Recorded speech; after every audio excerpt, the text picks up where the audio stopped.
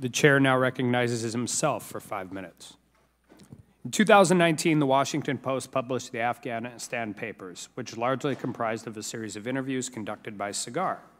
The Post wrote that there are gaping contradictions between what the U.S. officials said in public and what they believed in private as the war unfolded.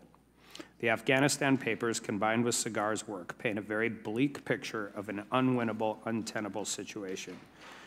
Mr. Sacco, you have stated in the past that, I'm assuming throughout the course of the 20-year conflict, that the American people were constantly lied to. Is that a fair statement?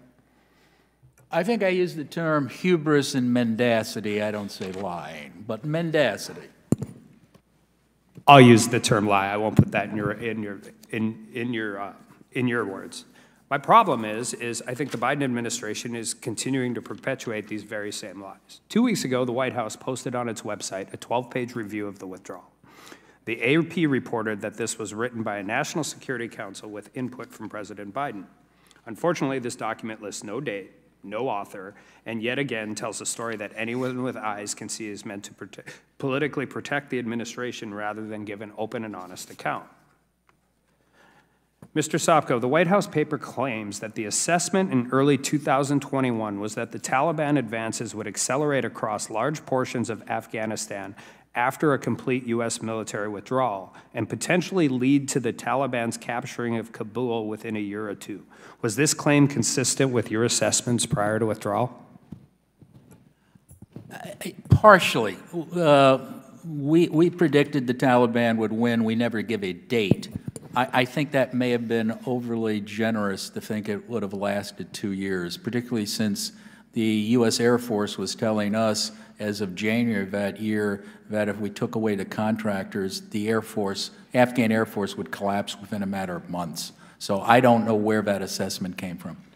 The White House paper claims that throughout the late spring and early summer of 2021, intelligence reports continued to suggest that even if the Taliban made gains in some Afghan provinces, the capital, Kabul, would be more difficult for the Taliban to take, and that the Afghan forces would defend it. Was that claim consistent with your assessment prior to withdrawal? Again, I don't know where that assessment came from. I don't think we would agree with that. The White House papers state prevailing military intelligence in the military view was that Kabul would hold beyond the end of the withdrawal. But according to the Afghanistan papers, one unnamed U.S. military official told government interviewers in 2016 that about a third of the local police seemed to be drug addicts or Taliban. He added that their main concern was getting fuel from the U.S. unit. They always wanted fuel. Would you have confidence in a force who is either of a third was either drug addicts or the Taliban? Well, it wasn't just drug addicts and the Taliban. They just weren't there. The provincial governor of, I believe it was Herat province back in 2000, oh God, it's the second year I was there, I believe, third year, said that 50% of his police never existed.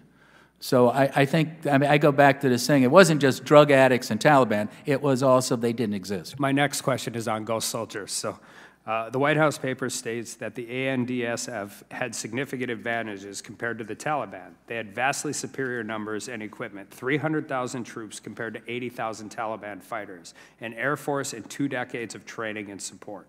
Yes or no, was that an accurate assessment?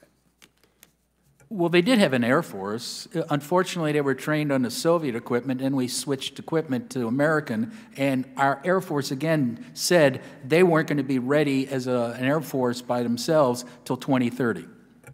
So they had an Air Force, but when stuff broke down, they couldn't get it in the air. Yeah. Have you ever repaired a helicopter I have not. Via telephone and Zoom? I mean, it doesn't work. And I think that's my problem. And we have 20 years of conflict. We have 20 years of painting a rosy picture. We have it across Republican administrations, Democratic administrations. We know all that. But given everything that we have heard testifying and the Biden administration's 12-page report, we're not having an open assessment of the errors made in the war as a whole, but particularly in the withdrawal. And we want to talk about giving leaving politics at the water's edge and dealing with all these things, I think the first thing would be is not to have a piece of a 12-page piece of political fiction that is on an official White House administration website. I thank you all for your time, and before I quit, I'm going to ask unanimous consent to enter the following documents into the record. Cigar's report, Why the Afghan Security Forces Collapsed, the 12-page White House paper on the Afghanistan withdrawal, and from the Afghanistan papers, The White Unguarded Nation and At War with the Truth.